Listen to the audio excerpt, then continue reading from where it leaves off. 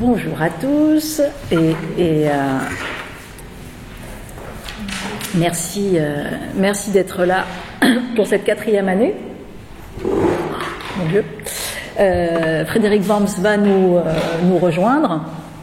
Il va arriver là d'ici un instant, et tant mieux parce que c'est lui le spécialiste de Bergson, donc ça nous aidera quand même.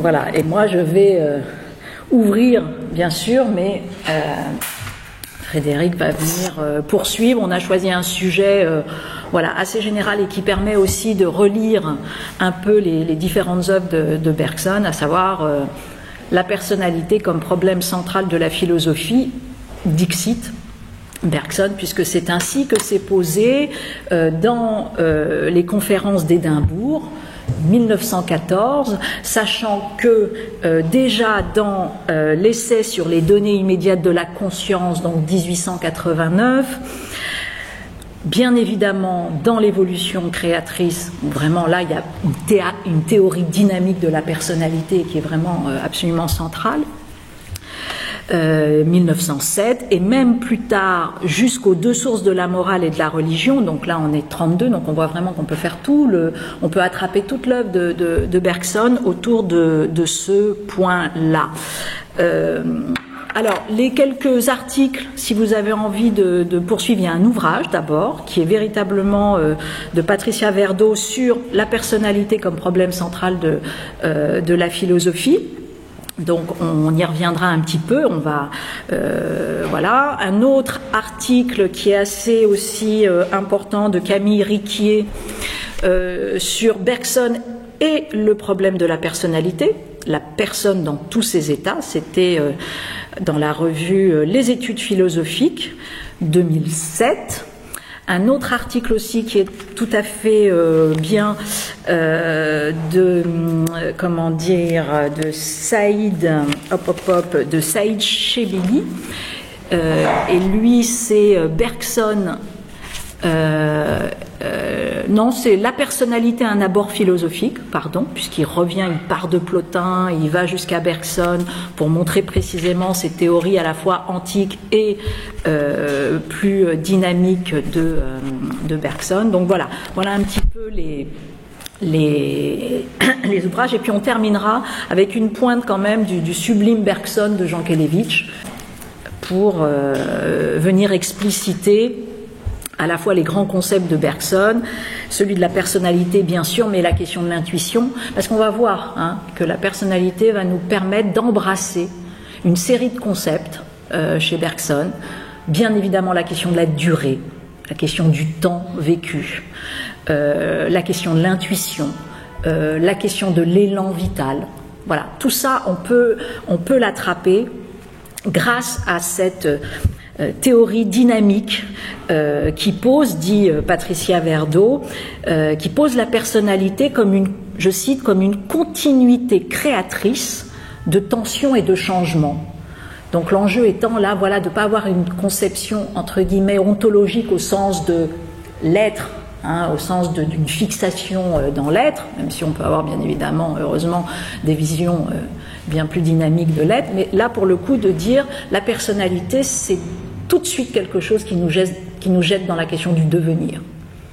Et on ne peut pas comprendre cette question sans attraper immédiatement, sans constituer une philosophie du temps vécu, du temps subjectif, et pas nécessairement du temps objectif, mais du temps subjectif, et par ailleurs de la question de l'intuition. Elle poursuit, Patricia Verdeau, en proposant aussi cette autre manière de poser une définition de la personnalité, l'étalon d'un spectre de durée constitutif de la réalité, et qui, en plus, pour le coup, chez Bergson, est résolument tourné vers ce qu'on appelle une pensée de l'ouvert. Alors, qu'est-ce qui caractérise la personnalité ? Tout d'abord, le fait qu'elle change sans cesse. Elle se bâtit, nous dit Bergson dans l'évolution créatrice de 1907, elle se bâtit à chaque instant. Elle est précisément née de cette expérience accumulée de l'espace-temps, elle change sans cesse. Et en changeant, elle empêche un état de se répéter en profondeur. Et c'est pourquoi, dit-il, notre durée est irréversible.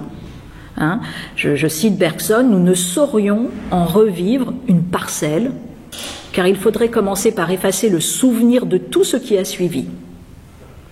Donc, première chose, voilà, c'est un changement incessant qui définit la personnalité. Alors bien sûr, ça va être toute une dialectique entre la question de sauter d'état en état et en même temps de maintenir une continuité.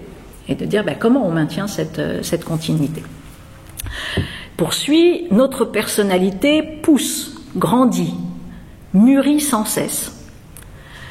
Chacun de ces moments est du nouveau, mais allons plus loin, elle n'est pas simplement caractérisée, dit Bergson, par le changement, par le nouveau, mais elle est également caractérisée par l'imprévisible. Et ce qui fera qu'à terme, par la théorie également dynamique de la personnalité, on attrapera aussi la question de la liberté. Qu'est-ce qu'être libre ? Et qu'est-ce qu'être libre pour, bien évidemment, une personne ? Donc, elle inscrit cette personnalité un rapport au temps irréversible. Et cette question de l'irréversibilité, vous la trouvez également aussi chez Jean Kelevitch, qui a écrit un merveilleux livre sur l'irréversible, et sur ce fait que le temps est précisément l'expérience de l'irréversible. L'espace peut nous donner l'illusion d'un réversible, au sens où, tiens, je refais le chemin en arrière, mais le temps jamais. Quand je refais le chemin en arrière, c'est un nouveau chemin, et il n'y a jamais d'à rebours, hein, et c'est toujours à l'endroit. C'est impossible d'aller à l'envers. Donc, ce n'est pas seulement du nouveau, c'est de l'imprévisible, et ce qui est très important chez Bergson pour saisir ce qu'est la question de la personnalité, c'est que impossible de saisir cette personnalité sans comprendre quel type de perception elle est du passé et quel type de projection elle est de l'avenir. Hein ? Et donc la personnalité, c'est ce qui traverse le présent, l'avenir et le passé, et qui pense toute cette durée comme quelque chose d'indivisible. Et c'est d'ailleurs ce que, même si c'est pas dit comme ça, la psychanalyse, elle est inhérente chez Bergson, même si elle n'est pas posée comme ça. Mais on le sait, on l'a souvent dit, que l'inconscient n'a pas de notion du temps, hein, avec Freud, etc. Mais très clairement, dans le temps émotionnel, et ce qui est la vérité du temps émotionnel et du temps subjectif par rapport au temps objectif, c'est que le temps émotionnel et le temps subjectif, qui constituent donc plus que nul autre la personnalité, c'est précisément que le présent, le passé et l'avenir, c'est pas la même chose, bien sûr, mais c'est la même chose. C'est un tout. C'est un tout, et c'est bien là ce qui n'est pas si simple, parce que c'est un tout avec le fait que, bien évidemment, il peut y avoir de l'oubli, du refoulé, mais c'est là et ça vient constituer la personnalité. Chacun de nous, je cite Bergson, en jetant un coup d'œil rétrospectif sur son histoire, constatera que sa personnalité d'enfant, quoique indivisible, réunissait en elle des personnes diverses, qui pouvaient rester fondues ensemble parce qu'elles étaient à l'état naissant. D'ailleurs, au passage, une très jolie définition, je pense que tout le monde en sera d'accord, sur qu'est-ce que l'enfance. L'enfance, c'est une indécision pleine de promesses. C'est une définition, c'est vrai. C'est le grand moment de la promesse, c'est souvent, de fait, l'enfance. Donc là, au passage, une belle définition de l'enfance. Et alors, qu'est-ce que ça va être grandir ? Bon, ça va être la sortie de la promesse, ça c'est certain. Mais ça va être précisément le choix, le renoncement. Parce que ces personnalités qui s'entrepénètrent, entre guillemets, dans cet état de virtualité au moment de l'enfance, de fait, elles deviennent incompatibles en grandissant, nous dit Bergson, Et chacun de nous ne vit qu'une seule vie. Et donc il faut faire un choix. Et donc qu'est-ce que c'est? En fait, la vie n'est qu'un choix permanent, qui ne dit pas nécessairement d'ailleurs son nom, mais ce n'est qu'un processus comme ça de sélection. Et bien évidemment, et là aussi vous le savez, et sans cesse, qui dit choix dit abandon. Et donc la personnalité, c'est toujours nécessairement une dynamique d'abandon de plusieurs choses. Et c'est pour ça que c'est si complexe et si intéressant et si dense. La route que nous parcourons, nous dit Bergson, parce que c'est en plus une écriture, c'est un style assez magnifique, la route que nous parcourons dans le temps est jonchée des débris de tout ce que nous commencions d'être.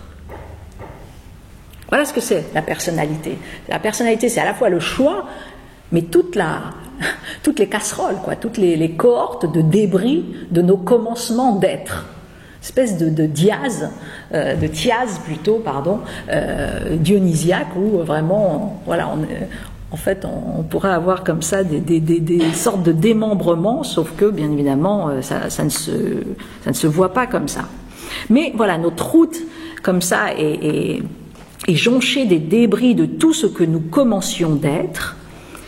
Et là, voilà une première différence entre la vie humaine et la vie naturelle, chez Bergson, c'est que précisément, être un sujet, c'est choisir, c'est renoncer, alors que la vie, elle, d'une certaine manière, ne renonce pas nécessairement, parce qu'elle va renoncer, mais elle va immédiatement donner, comme ça sur le côté, la possibilité qui n'avait pas été faite là sera faite ailleurs. Et donc, il y a comme ça, la nature dispose d'un nombre incalculable de vies, elle n'est point astreinte à de pareils sacrifices, elle conserve les diverses tendances qui ont bifurqué en grandissant, elle crée avec elle des séries divergentes d'espèces qui évolueront séparément. Donc, nous sommes la personnalité constituée par nos renoncements, constituée par le deuil, précisément, de nos vies incalculables. Et c'est ça aussi qui va venir densifier, bien évidemment, notre devenir, notre être. Autre point important, cherchons, dit-il, au plus profond de nous-mêmes, le point que nous sentons le plus intérieur à notre propre vie, et on se plonge, et je l'ai dit tout à l'heure, on se plonge dans cette durée, parce que c'est le concept, la durée, le temps vécu, c'est cette durée, vous le savez, elle est grosse de ce présent, et ce présent est gros d'un passé, dit-il, toujours en marche, et en même temps, bien évidemment, d'une tension qu'il associe aussi au ressort de la volonté, d'une tension qui est précisément liée au futur. Et donc on embrasse ce moment, et d'ailleurs cette saisie du moment est tout sauf simple. Voilà.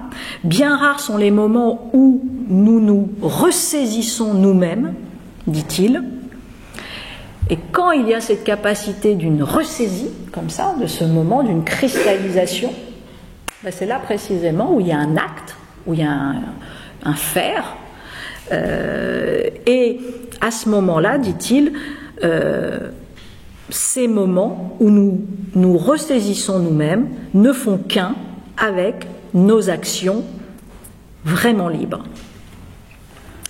Et autre point pour définir cette personnalité, que bien évidemment cette théorie dynamique de la personnalité basée sur le devenir, sur le fait que c'est une dialectique incessante entre passé, présent, avenir, c'est ce qu'il va poser comme à la fois une indivisibilité-multiplicité.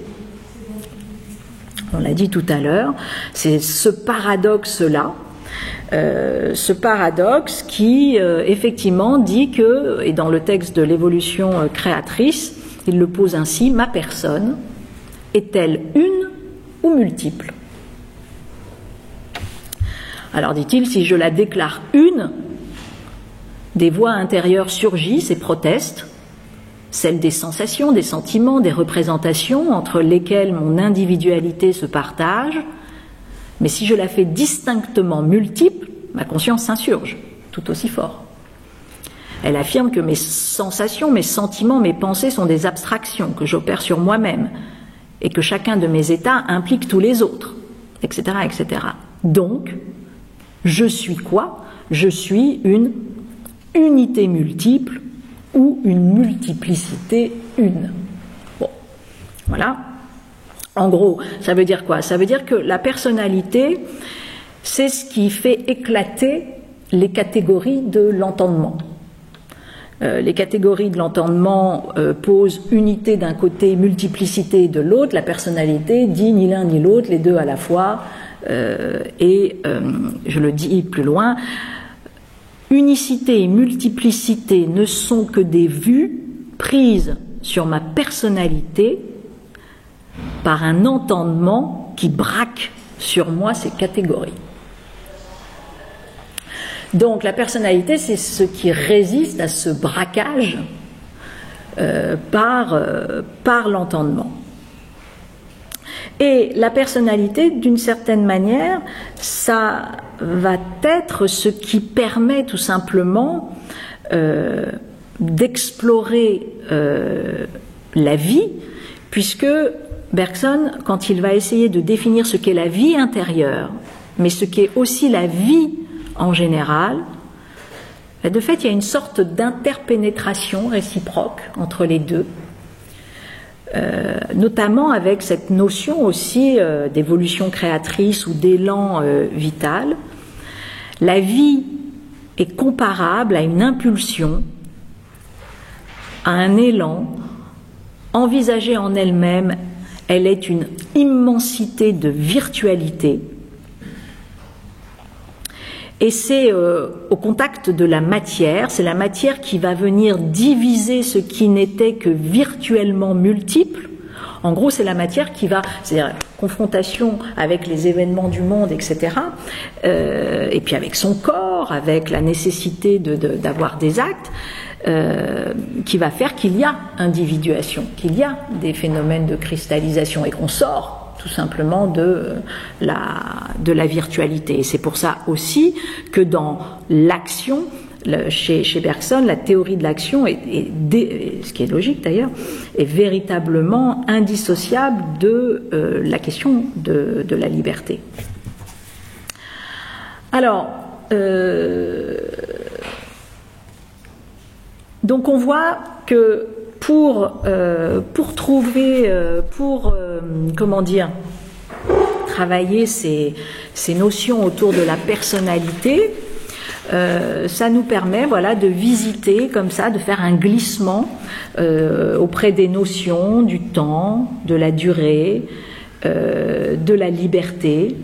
Qu'est-ce qu'être libre chez Bergson? C'est précisément cette ressaisie totale, cette coïncidence possible de moi avec moi. Je le cite, c'est toujours dans l'évolution créatrice, nous sommes libres quand nos actes émanent de notre personnalité tout entière, quand ils l'expriment, quand ils ont avec elle cette indéfinissable ressemblance que l'on trouve parfois entre l'œuvre et l'artiste. En vain, on alléguera que nous cédons alors à l'influence toute puissance de notre caractère, mais notre caractère, c'est encore nous. Donc, ça aussi, on verra que très souvent, ce qui vient relier l'œuvre et l'artiste dit bien évidemment quelque chose de la personnalité. Et on trouve chez Camille Riquier, justement, l'article dont je vous ai parlé tout à l'heure, dans les études philosophiques en 2007, ce sont les premières pages de l'évolution créatrice, qui effectivement porte sur la personnalité comme lieu de récapitulation, entre guillemets, du passé, et en même temps lieu d'anticipation de l'avenir. Et comment pose ça Bergson? Il parle de création de soi par soi. Création de soi par soi, et je le cite, on a raison de dire que ce que nous faisons dépend de ce que nous sommes. C'était d'ailleurs, dit-il, sa position dans les essais sur les données immédiates de la conscience, et puis c'était repris aussi dans Matière et mémoire. Mais il faut ajouter que nous sommes, dans une certaine mesure, ce que nous faisons, et que nous nous créons continuellement nous-mêmes, et telle est la position de l'évolution créatrice. Donc il n'y a pas, nous dit Riquier, lieu d'opposer l'élan vital qui traverse les individus à l'élan que la personne ressaisit intérieurement et pénètre d'intellectualité. Et la personne s'inscrit dans ce grand flux de la vie dont elle constitue le prolongement conscient. Donc on a en plus une théorie de la conscience qui est directement issue de cette perception de l'élan vital. Et puis j'allais juste terminer avec quelques données sur un article sur lequel aussi on s'est appuyé, de Camille Riquier, pour donner là aussi poursuivre une définition assez belle de ce qu'est cette personnalité et de cette manière de jouer avec le temps vécu et aussi avec ce qui nous a précédé et qui vient nourrir notre personnalité. C'est dans Cours de psychologie. Alors, que sommes-nous? Écrit Bergson. Que sommes-nous en effet? Qu'est-ce que notre caractère, sinon la condensation de l'histoire que nous avons vécue depuis notre naissance, avant notre naissance même, puisque nous apportons avec nous des dispositions prénatales? Sans doute, nous ne pensons qu'avec une petite partie de notre passé, mais c'est avec notre passé tout entier, et puis cette phrase, ce fragment de citation très connu, y compris notre courbure d'âme originelle, que nous désirons, voulons, agissons. Si moi, ça c'est pas la psychanalyse, je ne sais pas ce que c'est, mais en l'occurrence, on voit comment, voilà, la personnalité est cette tentative de récapitulation créatrice, comme ça, non seulement de son histoire, mais aussi de ce qu'on perçoit de l'histoire de ceux qui nous ont précédés. Voilà, et il parle même ensuite, plus loin, de ce passé immémorial, et il dit ces souvenirs ataviques, infiniment anciens, c'est même jungien, hein, infiniment anciens, si profonds, parfois si étrangers à notre vie actuelle, constituent pour Bergson, ce passage qui nous rappelle l'article de Camille Riquier, l'élément tragique de notre personnalité. Et ça, c'est notamment dans Le Rire.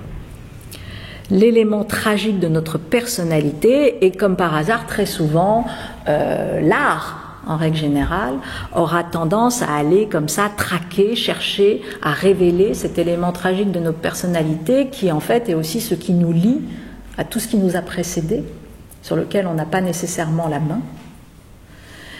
Et voilà. La personne, on pourrait dire, est une sorte de conjugaison, hein, à ciel ouvert. La personne se décline dans tous ses moments et se conjugue à tous les temps, dit Riquier. Elle est ce qu'elle est par les affections, elle est ce qu'elle a été par la mémoire, elle est ce qu'elle sera par la volonté. Et donc, il y a donc, en plus de la personnalité qu'on a, Et ça, Dieu sait si aussi c'est une vérité clinicienne terrible. Et on l'a dit tout à l'heure quand on a cité cette phrase superbe de Bergson sur le fait que, bien évidemment, choisir, grandir, vieillir, c'est renoncer à, dit-il, et Bergson écrit, la route jonchée des débris de tous nos commencements d'être. Bon. Et là, la même chose, c'est également dans le rire de Bergson. Il y a donc, en plus de la personnalité qu'on a, toutes celles qu'on aurait pu avoir. Et alors c'est la force, bien évidemment, d'un écrivain qui va venir attraper ça. Et son exemple à ce moment-là, c'est la personnalité de Shakespeare qui contenait virtuellement celle de Macbeth, d'Hamlet, d'Othello, etc. Et qui, on va dire, l'artiste, sans doute, a peut-être une capacité par rapport à l'homme ordinaire à faire vivre différemment cette réalité de la multiplicité inhérente à la personnalité. Alors, avant de donner la parole à Frédéric, je cite encore, Bergson. La vérité est qu'il n'y a ni un substratum rigide, immuable, donc on l'avait dit tout à l'heure, petite théorie dynamique de la personnalité, ni des états distincts qui y passent comme des acteurs sur une scène.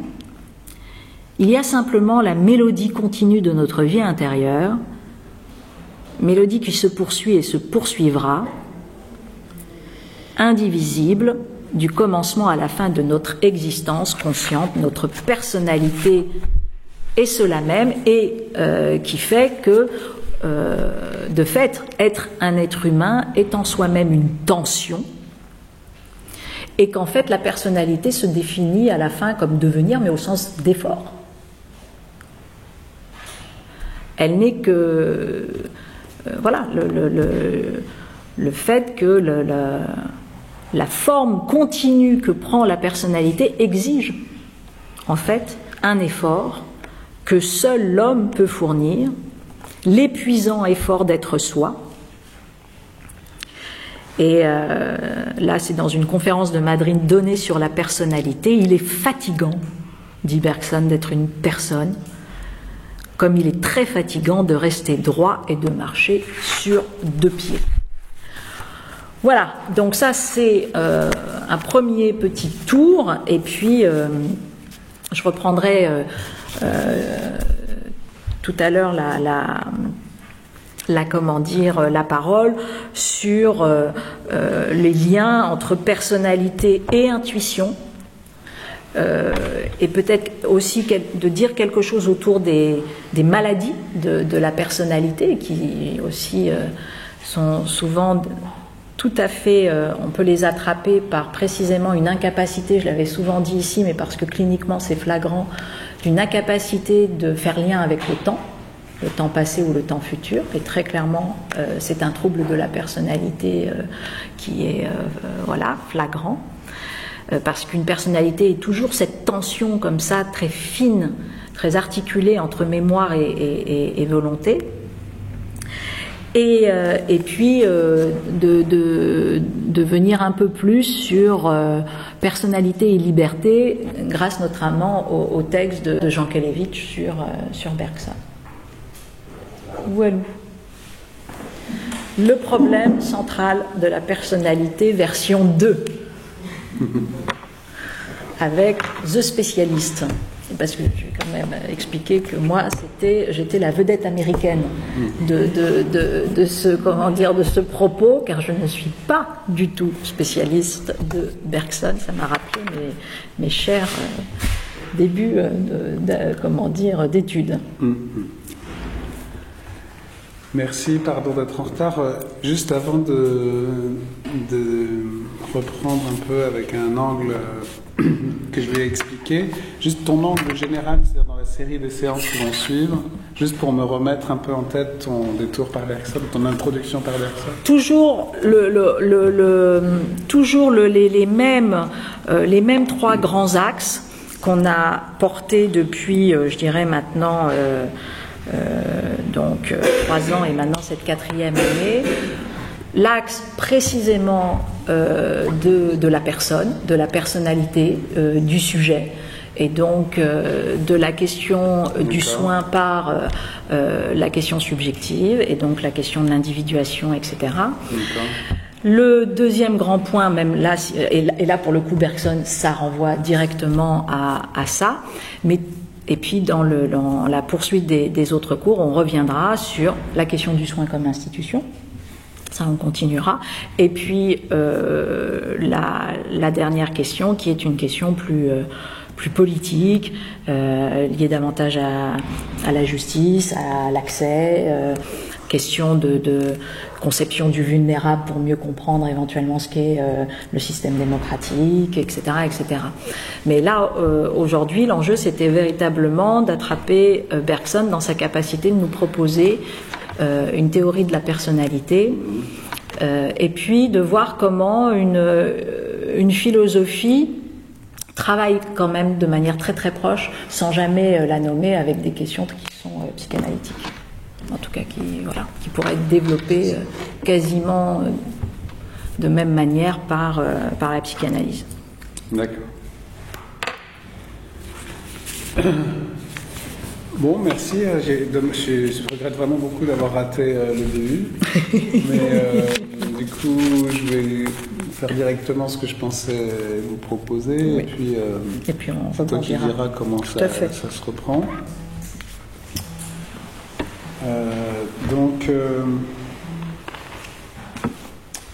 Au fond, je vais reprendre à travers une petite analyse rapide du problème de cette notion que tu proposes là de reprendre la personnalité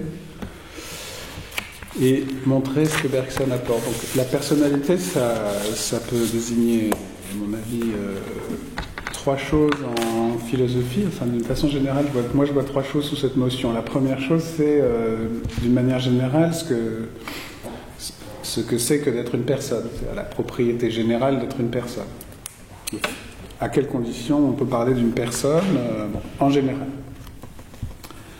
Et donc, en effet, Bergson propose une théorie de ce que c'est qu'une personne, et donc, en ce sens, une théorie de la personnalité. C'est-à-dire en quoi être une personne, ça n'est pas être comme une chose. Finalement, en quoi être une conscience, c'est pas être un objet en particulier, en effet, dans l'espace. Après, la deuxième dimension, qui est effectivement très centrale pour Bergson aussi, et même indissociable de la première, c'est qu'il n'y a pas de personnalité en général. C'est que chacun a sa personnalité, en fait. Et évidemment, pour Bergson, les deux sont indissociables. C'est-à-dire qu'il n'y a pas chez Bergson de support en général de la personnalité. Il n'y a pas une théorie de l'âme ou de la conscience en général. Comme tu l'as dit, c'est finalement... forcément, il n'y a que des personnes ou des personnalités. Bon. Mais il y a quand même un troisième sens qui se dégage au carrefour de la psychopathologie, et parce qu'il y a une dimension en effet aussi très particulière qui l'implique, et qui fait qu'on peut quand même distinguer des types de personnalités. Donc au fond, il y a vraiment, je pense, un petit paradoxe, parce que Bergson, comme tu l'as dit, je crois que tu l'as cité, la notion de... On n'est pas caractérisable par des traits généraux, chacun est une personne libre, et pourtant il y a quand même des types de personnalités et des maladies de la personnalité. Donc comment ça peut s'expliquer ? Dans le chapitre 3 de Matière et Mémoire, il distingue l'impulsif et le rêveur, qui sont aux deux extrêmes des types pour lui de personnes possibles, types de personnes possibles, et il explique ce qui occasionne en effet des troubles psychiques. Et il y a une théorie de la psychopathologie, notamment dans certains essais d'un recueil qui s'appelle L'énergie spirituelle. Et donc la question c'est, si on est tous des personnes singulières, comment se fait-il qu'on puisse quand même distinguer des types de personnalités et faire une théorie un peu générale, même si c'est impossible. Et ça, c'est quand même très, très important. Et en fait, c'est lié au fait que dans notre personnalité, il y a à la fois quelque chose de fondamental, de premier, mais en fait, il y a aussi une dualité. Et en fait, nos personnalités ne sont jamais purement, ne sont jamais pures en réalité. Et c'est là qu'en effet, on peut retrouver des dimensions qui annoncent dans un conflit dans une perspective très très différente les textes de Freud, mais qui sont plus proches de la psychopathologie contemporaine de Bergson en France, de gens comme Pierre Janet, et qui sont liés en un sens au corps et à la vie. Si nous n'étions que des consciences purement temporelles, nous n'aurions pas de trouble de la personnalité, mais nous sommes, pour le meilleur et pour le pire, aussi des corps vivants. Et il y a une forme de dualité non pas entre l'âme et le corps, mais entre deux aspects de la personne qui sont tout à fait... voilà, tout ça est très, très, très, très, très important parce que c'est ce qui explique aussi les troubles de la personnalité et même les dédoublements de la personnalité. Bergson a beaucoup réfléchi sur des cas très célèbres à l'époque. Et en effet, chez un auteur de génie comme Shakespeare, il peut, tout en restant Shakespeare, devenir Macbeth, Hamlet, etc. Dans des cas de l'époque qui sont très connus, qui étudient William James ou Freud aussi, il y a des cas de dédoublement où une personne se vit aussi comme étant plusieurs, et comment c'est possible, et pourquoi, etc. Et donc il y a aussi une psychopathologie qui explique à la fois le génie et la maladie. Et qui explique aussi la vie ordinaire, en fait. Donc ça, alors, je vais aller très très vite, parce que je n'avais pas prévu forcément de faire un cours en bonnet due forme. Voilà. D'autant que j'en sors, parce que le temps est au programme d'agrégation, et là, cette année, je fais aussi un cours sur le temps de Bergson à aujourd'hui. Donc, je suis vraiment dedans en ce moment, j'y retourne, donc c'est vraiment... Voilà. Donc, le premier point qui est quand même très important, c'est le fondement profond de la théorie bergsonienne de la personnalité. Il y en a quand même un, même si en fait il nous conduit à l'idée qu'il n'y a pas de personnalité en général.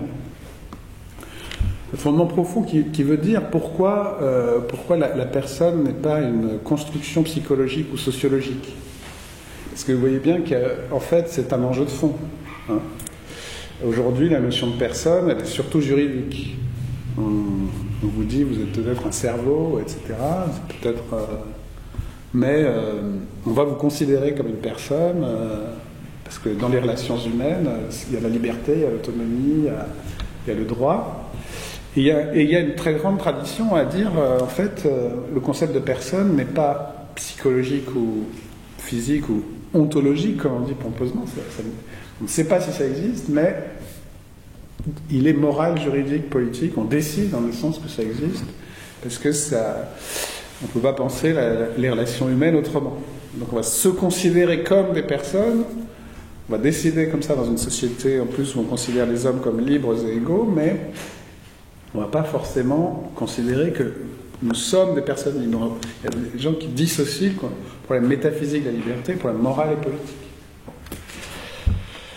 Bergson, non. Pour Bergson, il y a un fondement vraiment métaphysique qui fait que nous sommes tous des personnes. Et ce fondement, c'est le fait que non seulement nous sommes des êtres temporels, mais le temps lui-même suppose l'existence de conscience d'actes psychologiques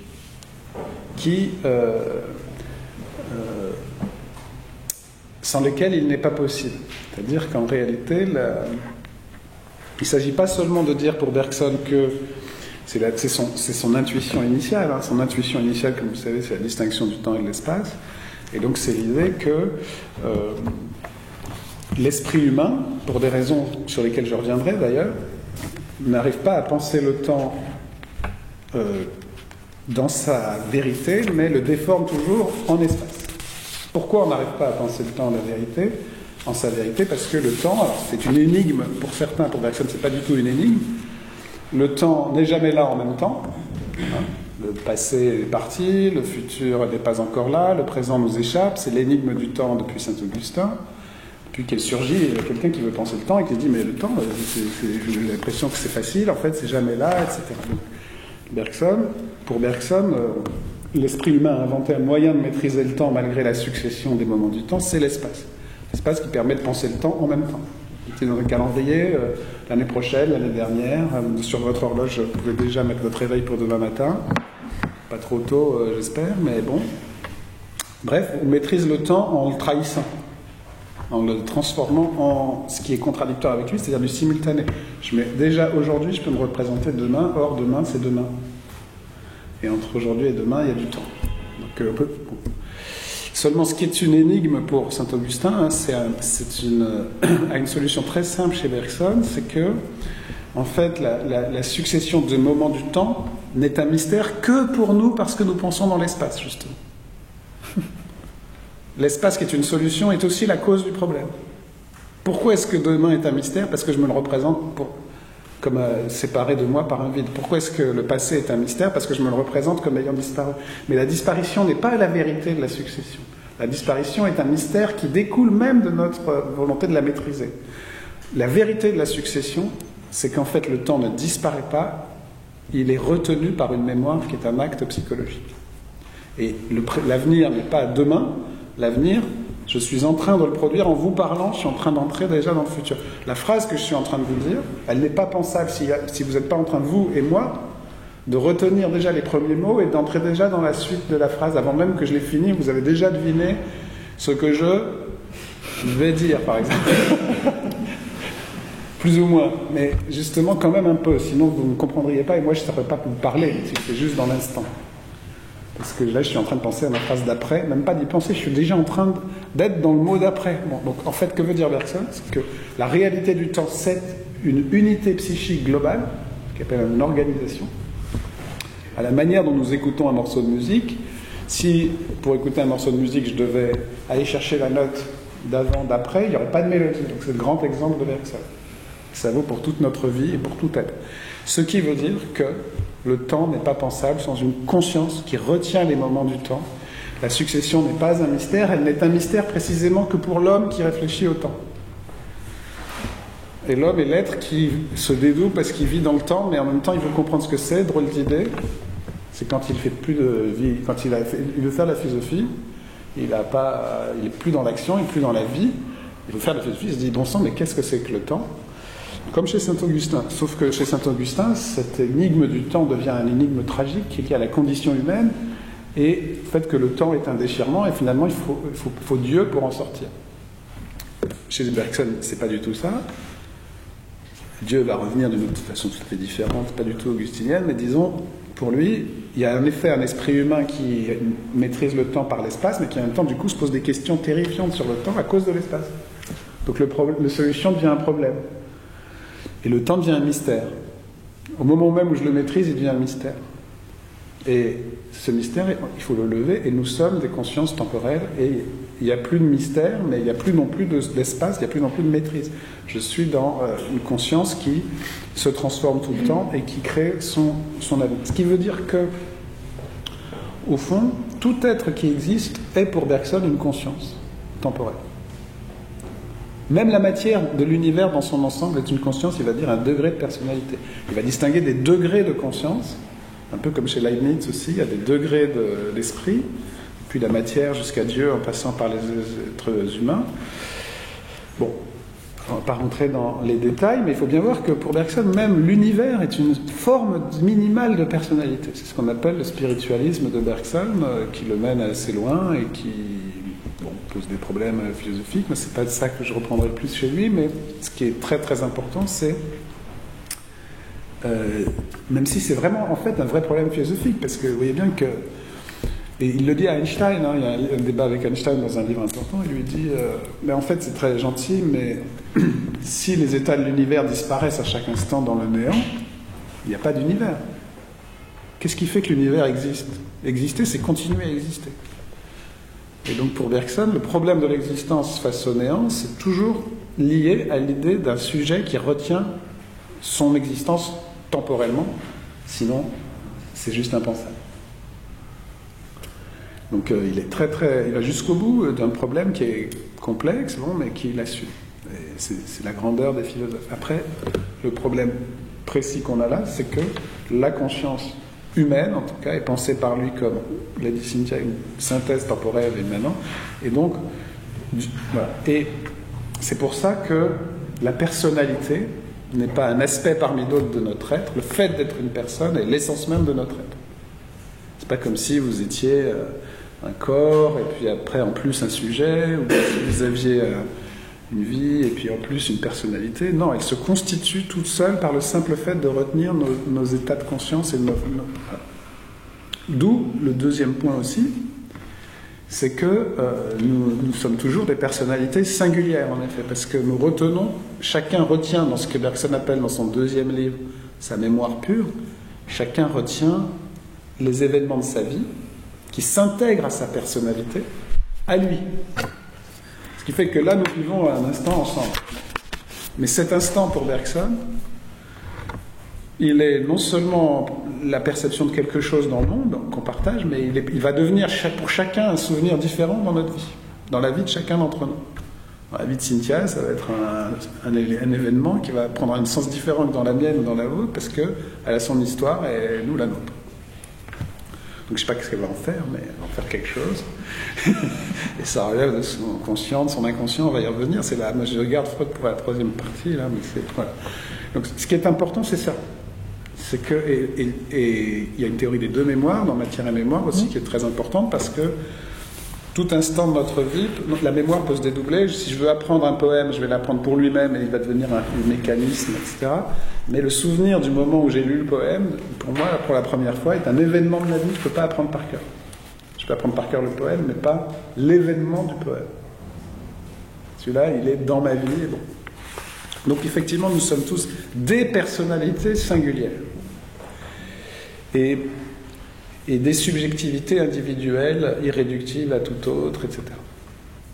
Alors maintenant, pour moi, le point le plus intéressant par où je pensais effectivement rejoindre les questions de Cynthia, c'est plutôt la dualité dans la personnalité qui implique aussi, qui va permettre à Bergson de penser l'inconscient et de penser, de rejoindre Freud. Parce que le vrai point par lequel il rejoint Freud, c'est pas par la conscience et le temps, en fait, où ils sont très très différents. Même s'il y a des points communs, mais vous savez bien que Freud dit d'une manière provocatrice, l'inconscient ne connaît pas le temps. Et en fait, c'est l'opposé exact de Bergson, par un certain côté. Mais on pourra expliquer pourquoi c'est pas si simple. En réalité, le point où Bergson et Freud sont d'accord, c'est sur l'espace. Pas exactement sur l'espace, mais sur les contraintes qui font que nous spatialisons le temps. Parce que c'est ça le point clé chez Bergson. Le point clé, c'est, au fond, parce que là, moi j'ai commencé, puis tout le monde était d'accord, parce que c'est très clair, c'est limpide, c'est génial, nous spatialisons le temps. Il y a deux manières de se rapporter au temps. Je le mets dans l'espace, mais en même temps je le vis dans la succession. Voilà. La question, c'est pourquoi est-ce que nous spatialisons le temps ? Est-ce que c'est parce qu'on est stupide ? Est-ce que c'est parce qu'on est méchant ? Est-ce que c'est parce qu'on est limité ? C'est parce qu'on est limité. Et on est limité parce que précisément, on n'est pas des êtres parfaits, des êtres parfaitement libres, et on doit vivre, on doit maîtriser le temps pour vivre. Ça veut dire aussi que la maîtrise du temps, pour Bergson, n'est pas seulement un défaut, c'est aussi une nécessité et une force. L'être humain doit vivre, primum vivere, et donc, voilà. Pourquoi est-ce que je dois me représenter demain, dès maintenant ? C'est parce que si jamais il y a un accident, il faut que je fasse quelque chose, c'est pour survivre, c'est pour maîtriser le temps. Et c'est très très important parce que ça a beaucoup d'effets de toutes sortes. D'abord, ça fonde l'espace sur la vie, sur le corps, etc. Bon, c'est très très important. Un autre effet majeur qui se découvre là dans le deuxième livre de Bergson et qui est déjà présent dans le premier de façon très puissante, c'est que les contraintes de la vie m'obligent à spatialiser, mais m'obligent aussi. Et là, on entre vraiment dans le cœur du problème dont je comptais parler aujourd'hui en lien avec Cynthia. Les contraintes de la vie m'obligent non seulement à spatialiser, c'est-à-dire, par exemple, je dois prévoir ce qui se passe demain, me souvenir de la semaine dernière, organiser des rendez-vous. En médecine, ça prend des enjeux très particuliers. S'il y a une urgence vitale, je dois... Bon, bref, moi j'ai la thèse sur laquelle le soin est intégralement dans le temps spatial pour plein de raisons très urgentes. Il y a aussi la représentation de la mort. Donc, bon, il y a l'urgence vitale, enfin, tout un travail sur le temps qui se spatialise pour des raisons vitales. Mais ça a une autre un autre effet très profond chez Bergson, et c'est là qu'il rejoint Freud. Et Bergson publie en 1896 Matière et mémoire, alors que Freud a écrit en 1995, sans la publier, son esquisse d'une psychologie scientifique. Donc c'est la même année quasi. Et ils ont par ailleurs, enfin bref, il y a une chronologie très très proche. Qu'est-ce qui se passe dans Matière et mémoire? Il se passe que non seulement l'espace et la vie m'obligent à déformer le temps, mais m'obligent surtout à sélectionner parmi mes souvenirs. Et Bergson emploie même en une occasion au moins le verbe refouler, en tout cas inhiber. C'est-à-dire que ma mémoire est trop riche pour vivre. Je dois sélectionner ce que Bergson appelle les souvenirs utiles. Utiles maintenant, pour mon corps, pour ma vie. Et donc je refoule dans ce qu'il appelle l'inconscient psychologique tous mes souvenirs inutiles. Le rôle de ma mémoire, le rôle pratique de ma mémoire, et en fait de mon corps, c'est de sélectionner les souvenirs utiles pour l'action présente. Là, je suis en train de vous mobiliser mon souvenir de Bergson.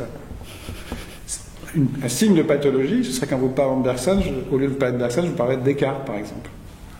Ou bien je vous raconterai ce que je vais faire la semaine prochaine, etc. Ça voudrait dire que j'arrive pas à me concentrer sur le présent, j'arrive plus à bien sélectionner mes souvenirs pertinents, comme on dit, pour agir aujourd'hui.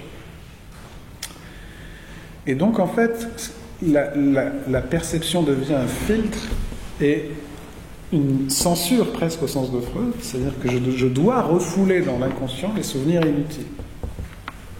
Alors, il y a plein de différences avec Freud, hein. Mais cette question du principe de réalité est là. Pour Bergson, ce qui est refoulé, c'est d'abord ma mémoire individuelle et au fond, plus je vais en pouvoir y revenir pour entrer dans l'action, plus je vais être libre. Donc pour Bergson, ça refoule ma personnalité, effectivement. Et le fait que, en fait, plus je vais aller chercher ma mémoire, plus je vais être libre dans mon présent. Pour Freud, c'est un peu différent. Ce qui est refoulé, c'est pas seulement ma personnalité, c'est d'abord le désir. Ce qui s'oppose au principe de réalité, c'est le principe de plaisir dans la première étape. Et donc, en fait, chez Freud, il y a une guerre qui est une guerre de la réalité et du plaisir. Je voudrais jouir, et en même temps, je dois vivre. C'est un peu plus compliqué, hein, en gros. C'est pour ça que l'inconscient chez Freud est fondé sur le désir. Chez Bergson, il est d'abord fondé sur la mémoire en tant que telle et sur la personnalité singulière. Je refoule le singulier au nom de l'urgence. Voilà. Et plus je peux mettre de présent de moi-même dans le présent, plus je suis dans la création et dans la liberté. C'est pour ça que l'homme d'action, enfin, je vais y revenir, le créateur, l'artiste, il arrive à mettre dans le présent et à intéresser tout le monde à sa mémoire pure. Alors, donc du coup, c'est un inconscient, mais très très différent de Freud, mais néanmoins très très lié, parce que non, ce qu'ils ont en commun, c'est pas tellement la conception du passé. Ricoeur dit dans La mémoire de l'histoire de l'oubli que ce sont les deux grands avocats de l'inoubliable, Freud et Bergson. Les deux grands avocats de l'inoubliable. Pour l'un comme pour l'autre, on n'oublie rien. Et il faudrait ajouter Proust au même moment, dans un sens, mais c'est un peu plus compliqué. Et en fait, évidemment, la question, c'est que ce qu'ils ont en commun, c'est un peu le mécanisme de l'oubli, mais pas la dynamique des forces en jeu dans l'inconscient. Le mécanisme de l'oubli est assez proche. C'est-à-dire qu'on oublie parce qu'il y a le réel, parce qu'on est limité par le réel. Et donc on a une sorte d'inconscient comme ça. Et c'est ça qui permet à Bergson de dire, voilà, il y a, dans le chapitre 3 de Matière et mémoire, qui va déterminer tous les cours là, qui sont aussi cités, mais qui sont intéressants, mais qui sont quand même des... Bergson a toujours dit que ces cours venaient après. C'est intéressant parce que la notion de personnalité, c'est surtout dans les cours, effectivement. Mais le cœur, c'est ce chapitre 3 où Bergson décrit le cône, où il y a la mémoire pure, qui est une sorte de base profonde de notre personnalité, et puis la pointe du présent, et il y a des cercles intermédiaires, et notre personnalité circule entre le rêve, dit-il, où on est libre de l'action, on est nous-mêmes totalement, et dans le rêve, tous nos sentiments peuvent revenir. Du coup, étrange rapport avec Freud aussi. C'est un des deux textes où Bergson cite Freud, c'est l'article sur le rêve de 1901. Mais pour dire, voilà, il se passe à Vienne, il y a un type qui travaille aussi sur le rêve. Mais ils se sont pas vraiment lus, hein. Mais c'est quand même très très troublant. Et puis, Donc dans le rêve, selon Bergson, on est très minimalement attaché à la vie, donc on peut presque aller librement dans toute sa mémoire. Mais il y a quand même des petits liens à la vie, c'est là qu'il reste assez loin de Freud. Par exemple, il dit, j'ai l'impression qu'il y a des monstres, etc. En fait, c'est parce que, ou des grands bruits, je convoque des souvenirs, mais en fait, c'est parce que mon corps entend très faiblement, par exemple, un chien qui aboie dans la rue. Et ça évoque... il y a quand même les souvenirs, dit-il, dans le rêve, les souvenirs sont presque libres, ils ont besoin de s'accrocher à des perceptions même très faibles du corps dans le sommeil, qui sont les points d'accroche. Du coup, Bergson va appeler un rêveur, c'est pour ça que c'est là qu'on entre dans les types de personnalité. La personnalité rêveuse, c'est le type qui vit dans la vie courante presque comme dans un rêve. Et c'est quelqu'un d'assez distrait, par exemple. Le rêveur, c'est celui qui n'arrive pas à se concentrer sur le réel. Et c'est dans Le Rire de 1900, Bergson va se montrer pourquoi les gens se moquent des distraits, parce qu'ils n'arrivent pas à vivre dans le concret. Et le rire est une punition des rêveurs qui sont distraits de la vie. C'est des ravis de la crèche, ils vivent dans leurs rêves et puis ils tombent dans des puits. Et voilà. À l'autre opposé, dit Bergson, il y a l'impulsif. L'impulsif, c'est celui qui vit tout le temps dans le présent, sans jamais arriver à prendre du recul dans le passé. L'impulsif, c'est pas terrible non plus. Parce que la personnalité impulsive, c'est le type qui est toujours dans le réflexe présent, et jamais n'arrive plus à convoquer une profondeur temporelle pour comprendre le présent. L'expérience ne fait jamais expérience. Donc, l'impulsif, ça dit bien ce que ça veut dire. C'est pas des pathologies encore, c'est juste des extrêmes de personnalité normale. Elles ont encore une accroche avec le réel. Et entre les deux, il y a ce qu'il appelle le bon sens.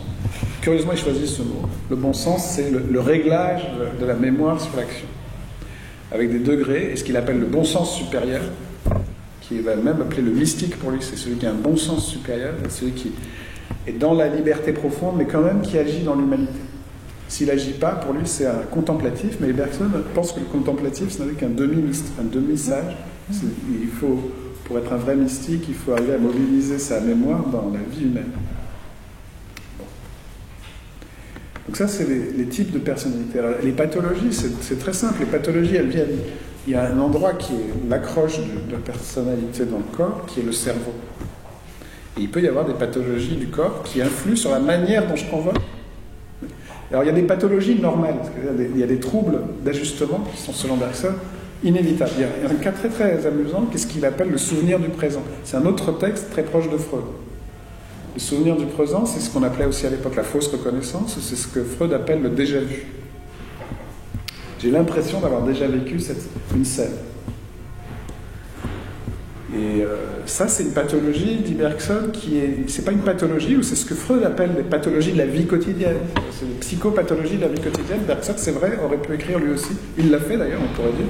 Son petit traité de psychopathologie de la vie quotidienne, comme Freud l'a fait sur les lapsus et justement sur le déjà-vu. Alors, quelle est l'explication de Bergson du déjà-vu? Elle est très simple. Elle consiste à dire que, en principe, c'est un texte tout à fait génial, hein, le souvenir du présent. En principe, donc, là, au moment où l'on se parle, c'est l'action. Ça va devenir un souvenir, mais plus tard. Bon, et puis, il y a quelquefois, ce plus tard arrive dès maintenant, c'est-à-dire le refoulement, l'envoi en quelque sorte de ce souvenir dans le passé, se dérègle, et il se fait en même temps que la perception. Et donc, j'ai l'impression que ce que je vis est un souvenir, mais en fait, c'est parce que c'est en train de devenir un souvenir. Mais en fait, il y a un petit dérèglement, et je le perçois déjà comme un souvenir. Et il me dit, mince, mais j'ai déjà vécu cette scène, j'ai déjà été avec Cynthia dans l'amphi du Puitrin, alors que je ne savais même pas où il était en arrivant dans l'Hôtel-Dieu, etc. Et cette pathologie est pour Bergson un signe, une preuve de plus de sa théorie. C'est-à-dire qu'il y a un écart entre la mémoire et la perception, qui en un sens devrait être bien réglé, et qui peut se dérégler minimalement. Donc ça, c'est une petite pathologie normale. Il y en a d'autres, qui sont notamment dans Le Rire, il en cite un certain nombre, etc. Et puis, il y a des vraies pathologies. Alors là, les vraies pathologies, Bergson est quand même très sérieux dessus. Et par exemple, il y a les troubles de la personnalité, effectivement. Alors, ils s'inspirent tous à l'époque, y compris Freud, de Théodule Ribot, qui avait écrit des maladies de la mémoire, maladies de la volonté, maladies de la personnalité. Et donc, c'est vrai que pour Bergson, les troubles ils peuvent avoir une explication physiologique, c'est le cerveau qui les bloque, mais ils vont se traduire par, voilà. Donc, le trouble de la personnalité, c'est très clair. Shakespeare, bon, encore une fois, Shakespeare, qu'est-ce qu'il fait? Il n'est pas Hamlet, mais il a le génie de créer une personnalité, parmi les personnalités virtuelles de sa mémoire, qui pourrait se combiner tout à fait différemment que dans William Shakespeare tout seul. Il invente Hamlet. Mais dans une œuvre d'art, il sait ce qu'il fait, il est ancré dans l'action, il se détache de la vie pratique parce qu'il crée quelque chose qui n'est pas directement utile, sinon il faudrait qu'il soit tout le temps William Shakespeare, et pour créer, il ne faut pas être en train de mourir, donc imaginons qu'il y a un danger de mort, il redevient William Shakespeare tout de suite, hein, justement parce qu'il n'est pas fou, il ne se prend pas pour Hamlet, pas comme le fou qui se prend pour Napoléon, etc. Donc justement, le fou qui se prend pour Napoléon, il se prend pour Napoléon même en cas de danger de mort. C'est ça toujours le ciment. Donc, et ce que dit Bergson, c'est qu'effectivement, dans certains cas, l'ajustement avec le réel ne fonctionne plus du tout, et on se prend vraiment pour l'autre personnalité, qui est virtuelle, mais qui devient, en cas de pathologie, aussi réelle que la personnalité, réellement construite avec le temps, par l'action, etc., qui fait que vous êtes vous, et pas quelqu'un d'autre. Et ça, c'est un des troubles vraiment pathologiques de la personnalité. Et effectivement, il est fasciné par certains cas à l'époque. Il écrit aussi des textes très troublants aussi sur les cas de télépathie, des choses comme ça aussi, et qui pour lui ne sont pas des pathologies, mais sont explicables par sa théorie. Donc du coup, il y a aussi ce texte très curieux où il prend fait et cause pour la Société des recherches psychiques.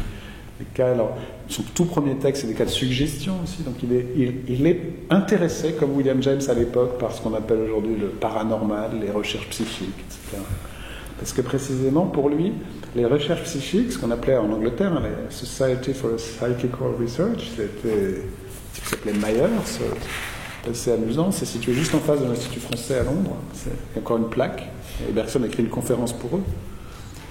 Pour Bergson, c'est très clair, c'est des gens qui sont allés explorer le subconscient d'une façon, au fond, pas forcément illégitime.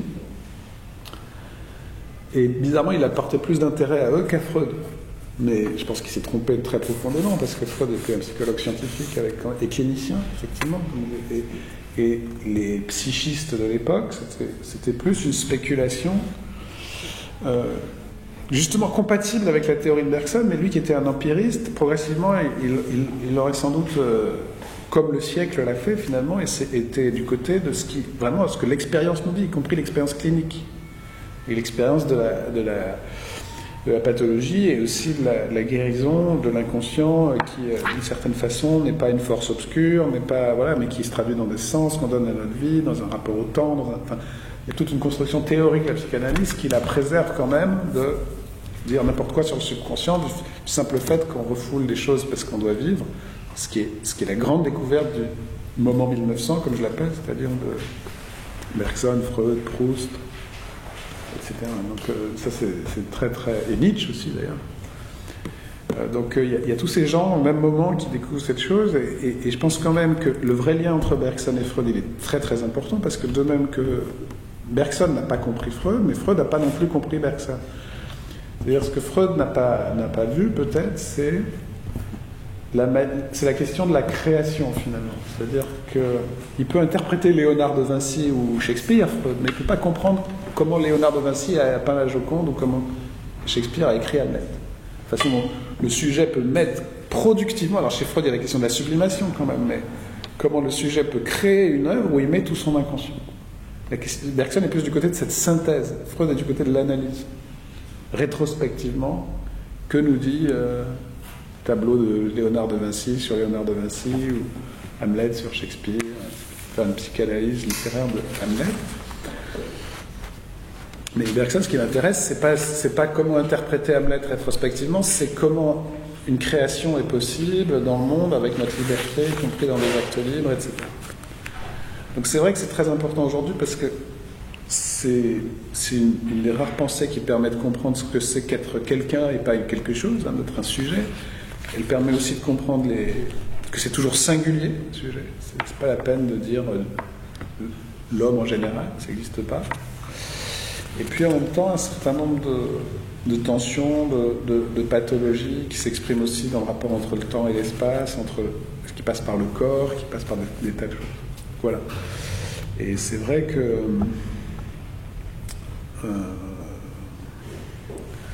c'est donc très important. Est-ce que ce concept de personnalité comme tel peut être gardé aujourd'hui ? Bon, est-ce que Freud parle de personnalité ? Je pense pas. Il va parler du moi, il va parler de tas de choses. Les théoriciens psychanalystes ont plus parlé du sujet. Mais la question de la personnalité n'est certes pas du tout inintéressante en fait. Elle a disparu pendant une centaine d'années, elle revient aujourd'hui par certains côtés. Il faut se demander pourquoi. Voilà, je pense qu'elle est encore une fois beaucoup aujourd'hui du côté sociologique ou juridique. Il faut y remettre aussi un peu de tout ce qu'on vient de dire. Voilà, donc je trouve que c'est ce que tu fais en fait. Mais moi, je n'ai pas acté entre guillemets que. Non, mais sur cette notion. Tout à fait.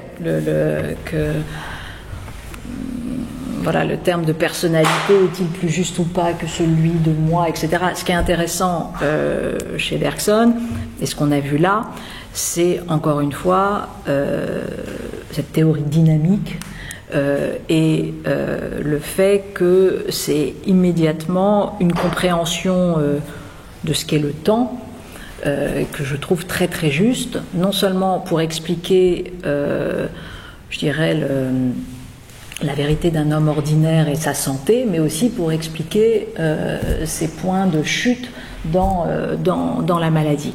Je voulais revenir sur deux choses par rapport à ce que tu as dit. Petite controverse sur le fait que, voilà, sur Freud et Bergson ne disant pas la même chose autour du temps, parce que je ne partage pas cette idée, je pense qu'ils disent exactement la même chose.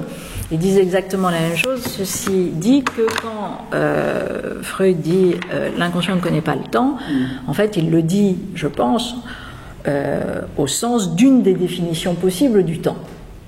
Et nous n'avons qu'un concept en français pour dire le temps, mais les Grecs et ceux qui sont venus dans les cours précédents s'en rappellent, avaient trois manières en tout cas à chaque fois rappeler que le temps ça renvoie à trois types de choses.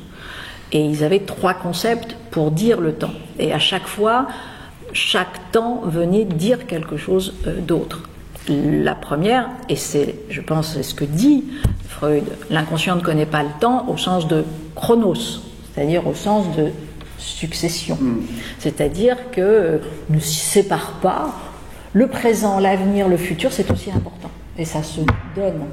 Et d'ailleurs, dans l'inconscient, ça se donne. Si tu te souviens de tes rêves, c'est toujours une espèce de composition absolument étonnante entre, effectivement, ce qu'on peut percevoir par notre corps, encore un peu de ce qui nous lie avec, parce qu'on peut entendre des sons, etc. Et puis dans le rêve, ça va être une clochette, que sais-je, un chien qui aboie, il va surgir, etc. Très bien. Mais on peut très bien discuter et avoir quelqu'un qui est mort, être soi-même un enfant dans une pièce, et puis on traverse, et puis finalement, on sait que c'est avec notre mère qu'on discute, mais pourtant c'est pas le visage de notre mère, c'est le visage de quelqu'un d'autre, etc. Et tout ça, l'inconscient l'accueille sans aucun souci, et on passe spatialement d'un temps à un autre. Donc on ne vit pas un temps qui chasse l'autre comme dans le chronos. Et je pense que quand Freud dit l'inconscient ne connaît pas le temps, il dit en fait l'inconscient, pour lui, le temps devient de l'espace. C'est-à-dire mais c'est pas aussi, je dirais pas. Oui, tu diras pas. Et donc on n'est pas dans cette idée que voilà, pour lui, un moment ne vient pas chasser un autre moment, et tout en sachant que précisément il y a des choses qui arrivent du passé, d'autres de l'avenir, etc. C'est posé là parce qu'il y a un rapport au temps en plus dans le rêve, qui plus est. Mais parce que on a tous fait ces rêves où précisément, je dirais même, l'objet du rêve, c'est la question du temps.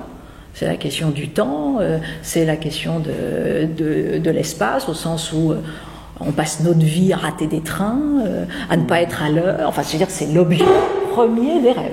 Et c'est pas neutre du tout. C'est pas neutre du tout. Donc, c'est vraiment... L'objet premier, tu dirais? Ah oui, enfin, en tout cas en clinique, c'est hallucinant. Vraiment les rêves qui reviennent sans cesse et surtout dans des périodes difficiles où chaque fois c'est manquant là. Bon, donc c'est assez drôle. Donc ça c'est le chronos. Mais les deux autres façons pour les Grecs de poser le temps, c'est l'aion. Et l'aion c'est l'éternel, c'est l'éternité. Tu as parlé de Proust tout à l'heure, voilà, un peu de temps à l'état pur. Et Dieu sait si le rapport au temps est un rapport précisément à la succession, à la successivité, mais précisément à aussi ce qui en sort, ce qui s'extrait de cela et qui attaque les deux bouts, donc la question de l'éternel. Il y a plein de places.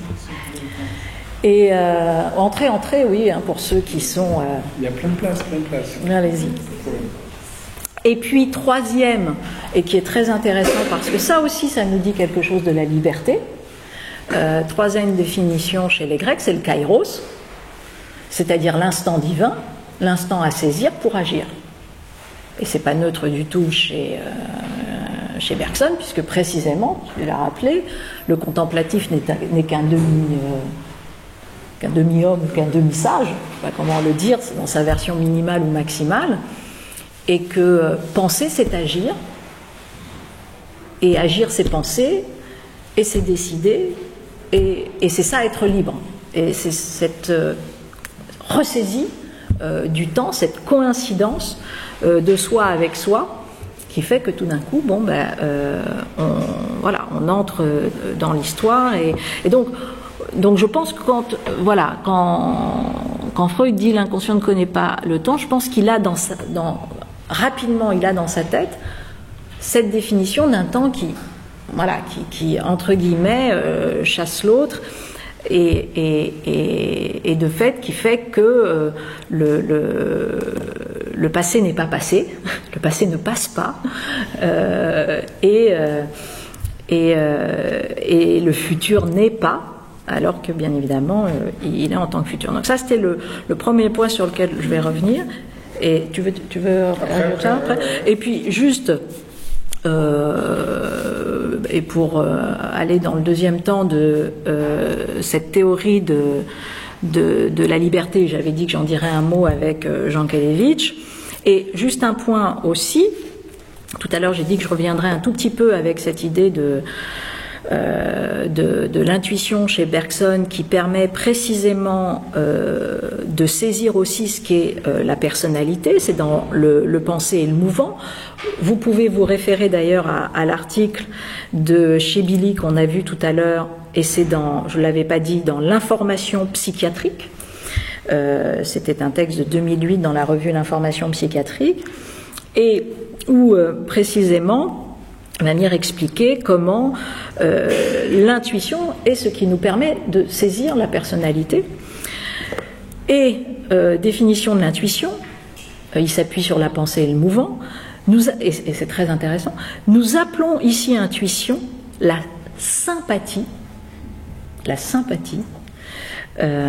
c'est pas l'empathie, mais la sympathie, par laquelle on se transporte à l'intérieur d'un objet pour coïncider avec ce qu'il a d'unique, et donc de singulier, et par conséquent d'inexprimable, et c'est pour ça que l'intuition est absolument nécessaire, parce que ça ne se verbalise pas ou ça ne se rationalise pas comme ça. Et Chebili un petit peu d'expliquer, l'intuition ouvre ici à la compréhension du concept essentiel de durée. Qu'est-ce que durer ? Frédéric l'a dit tout à l'heure, c'est pas simplement passer d'un instant à un autre. C'est pas effectivement comme si les instants se succédaient en se répétant et puis il ne restait jamais rien de ce qui venait de surgir. Précisément pas, parce que sinon il n'y aurait que du présent. Au contraire, il y a durée lorsque le présent retient ou conserve le passé et forme avec le passé une totalité nouvelle par rapport à la précédente. Et donc la durée se révélera telle qu'elle est, création, on l'a vu, continuelle, jaillissement ininterrompu de nouveautés. Et l'intuition est ce mode de connaissance qui, tout simplement, nous permet de saisir ce qu'est la personnalité, parce que la personnalité nous permet précisément de faire que un instant ne chasse pas l'autre, mais aussi est nourri de ce qui le précède et de ce qui va le constituer par la suite. Et c'est posé comme la personnalité et la condensation, on l'a vu tout à l'heure, de l'histoire que nous avons vécue depuis notre naissance. Alors, je reviens juste à cette question de la liberté et je vous renvoie juste à quelques pages finales du Bergson de Jankélévitch, où précisément Jankélévitch, et je vous rappelle que Jankélévitch, bon, c'est le théoricien du courage, voilà, où il considère que le courageux est d'une certaine manière une théorisation possible de l'homme par excellence, au sens où il est celui, dit Bergson, qui va ensemencer le hasard, la fécondité du hasard, donc c'est celui qui va faire événement, c'est celui qui précisément va saisir le kairos. Sous-entendu d'ailleurs, un homme, qu'est-ce que c'est? C'est quelqu'un, et on peut le dire une personnalité, qu'est-ce que c'est?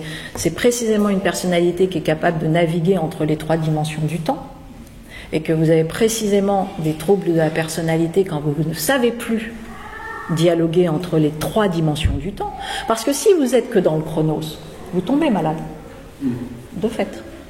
Parce que précisément, vous n'avez pas la possibilité de sortir, de vous extraire de ce flux, et vous avez un sentiment mortifère. Si vous n'êtes jamais dans le kairos, vous avez le sentiment de ne jamais possiblement transformer la vie, et donc d'avoir une vie parallèle et d'être en fait inexistant. Si vous n'êtes que dans l'aion, vous êtes déconnecté, je dirais, du monde. Et vous n'êtes que dans le suspens, et vous n'attrapez pas non plus. Donc de toute façon, vous avez absolument besoin de traverser les trois dimensions pour donner pleinement vie et pleinement santé, entre guillemets, à une personnalité. Et juste pour terminer ce que Jankélévitch dit de la liberté chez Bergson,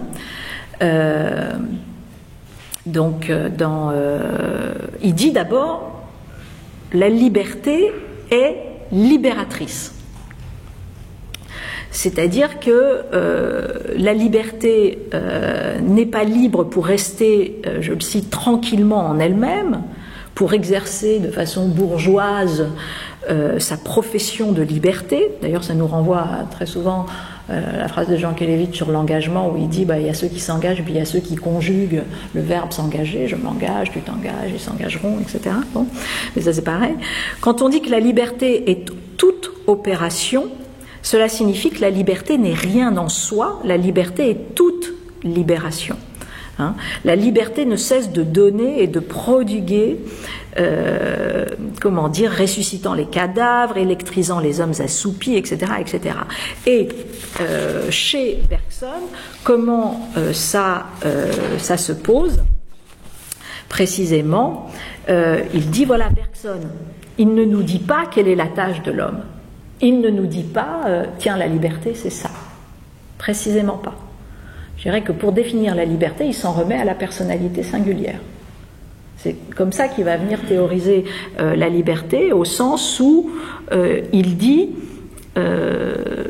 Bergson ne nous dit pas quelle est la tâche de l'homme, mais il nous dit, soyez vous-même, mettez-vous tout entier dans vos actes, devenez ce que déjà vous êtes. C'est ce qu'on peut appeler l'immanence. Demandez à une volonté de se mettre tout entière dans sa décision, de s'approfondir. Et ça, c'est très intéressant de dire que, tiens, la liberté, c'est quoi? C'est une théorie de l'action profonde. Si je veux reprendre les termes de Jean Kelevitch, de l'agir profondément. Voilà ce que c'est être libre. C'est pas faire telle ou telle chose, c'est simplement être dans cette dynamique de mouvement, de s'approfondir dans la décision. Et c'est ça. Et c'est là où, poursuit-il, l'homme agit dans le plein de la durée. Et donc c'est là où, je dirais, la boucle, alors on pourrait avoir l'impression d'une tautologie, mais en fait non. Et ça nous... Voilà, c'est là où on s'en remet définitivement, entre guillemets, à une théorie de la personnalité aussi, pour dire ce qu'est, entre guillemets, la liberté chez l'homme. Donc je voulais simplement dire cela, et sachant que dans une autre des pages, il dit également que, et c'est ça qui est assez...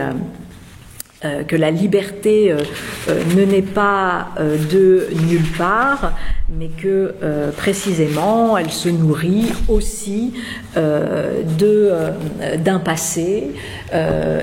Tout ça pour dire aussi que à chaque fois dans l'agir que nous avons fait, nous pouvons aussi trouver là le ferment d'une future liberté à mettre en place. Donc là aussi, cette compréhension de nos propres actions peut nous aider, et ça je dirais que c'est presque clinicien, peut nous aider à véritablement mettre en œuvre une liberté. Voilà, c'est simplement ça que je voulais poser, et je te redonne la parole sur la question du temps et de l'inconscient. Merci.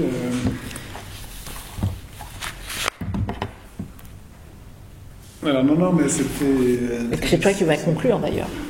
Ben, je sais pas, il y aura des discussions. Ah si, il y aura la discussion, mais tu vas conclure notre temps, et après nous allons avoir des questions.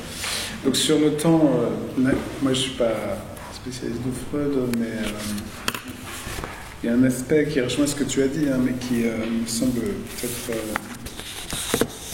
Mais dit un peu différemment.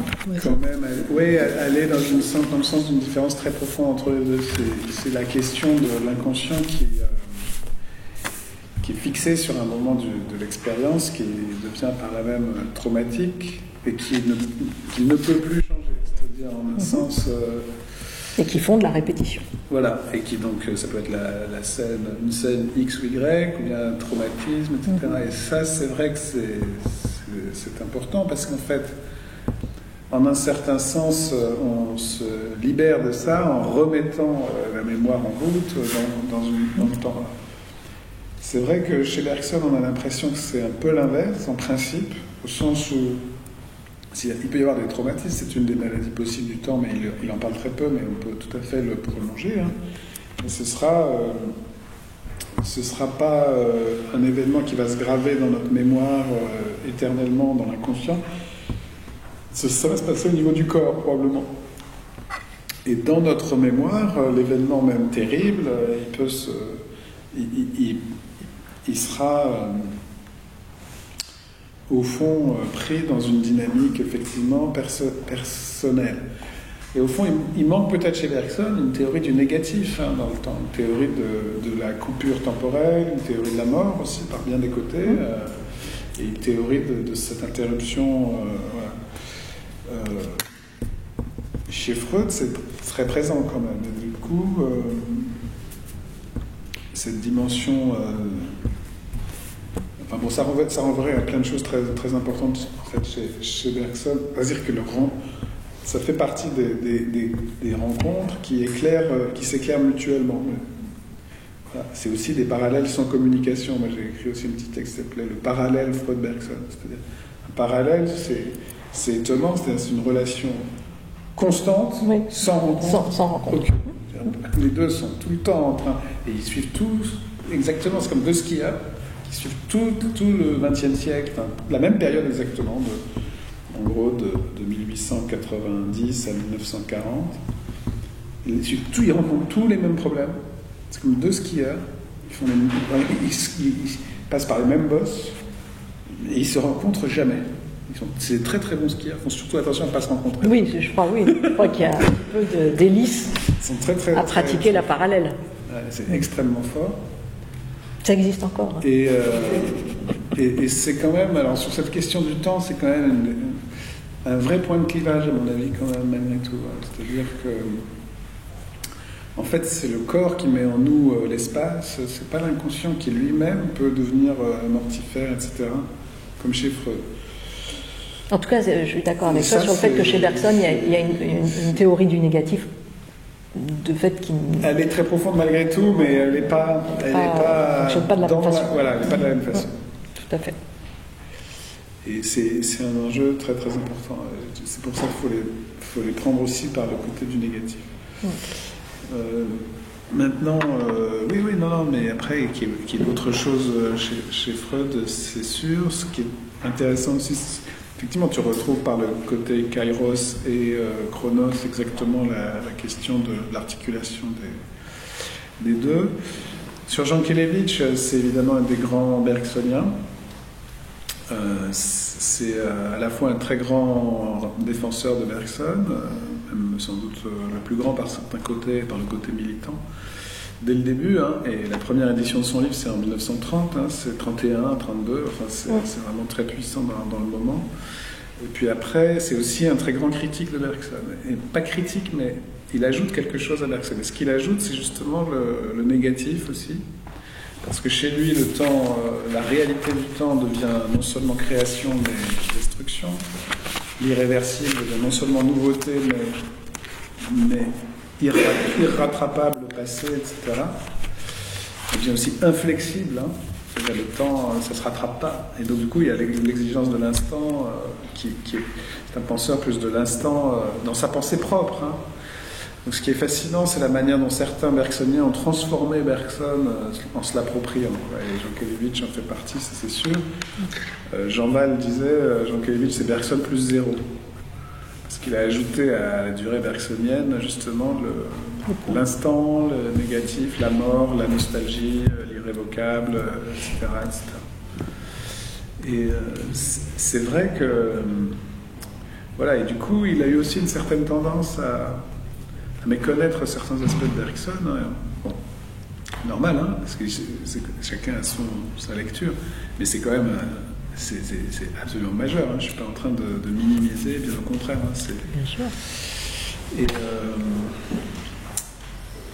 Et c'est vrai qu'il est, en un sens, plus dans le Kairos, justement, que dans le Chronos. Il est plus dans l'instant de la décision. L'instant, c'est maintenant. L'action, c'est maintenant. Séance tenante. C'est pas demain, c'est pas... Et là, plus que dans la durée créatrice et dans l'acte libre qui exprime toute notre personne. Il l'est aussi, mais maintenant, tout de suite. Il n'y a pas cette injonction à l'instant chez Bergson, parce qu'en fait, c'est plus nous faire voir d'où vient cet instant libre. Il vient de la profondeur temporelle de la durée. Il essaye d'ouvrir le champ. Enfin bon, ça se complète très fortement, donc c'est sûr. Après, la question de la personnalité chez Jankélévitch, elle passe par une notion qu'il a introduite dans la philosophie française, et qui est morale, au fait. Il y a aussi un lien à faire avec Bergson, je dérive un peu librement, mais c'est la question de l'ipséité. Et c'est donc cette idée que chez Jankélévitch, une personne, c'est quelqu'un qui est responsable de ce qu'elle dit et de ce qu'elle fait, qui assume ses actes. Et c'est avant tout ça, être soi-même, l'auteur de ses actes. Et ça, c'est vrai que c'est intéressant parce que c'est, au fond, c'est pas que ça manque chez Bergson, c'est évidemment très présent chez Bergson, mais c'est d'aller se ressaisir, alors que chez Jankélévitch, c'est plutôt une décision comme ça. Voilà. Bon, voilà. Et donc, c'est des carrefours très, très importants. Et c'est vrai qu'on ne trouve pas tellement le terme de personnalité chez Jankélévitch, c'est pas ce terme-là qui revient sans cesse. Donc voilà. Mais très clairement... être soi, oui. Voilà, être soi, c'est tu l'as dit, le séance tenante, donc c'est l'injonction à l'instant, au présent. Il parle même du moment de sérieux. Ouais. Voilà. Inutile d'être tragique, il suffit d'être sérieux. Et sérieux, c'est précisément cette saisie, hein, cette possibilité d'être au rendez-vous d'un kairos, cette ressaisie du passé, du présent, etc. Voilà. Et ça, c'est une théorie de la personnalité, vous l'appelez comme vous voulez. Moi, j'ai parlé d'irremplaçabilité, on est au cœur de ça. Alors, est-ce qu'il y a des questions sur cette personnalité chez Bergson ?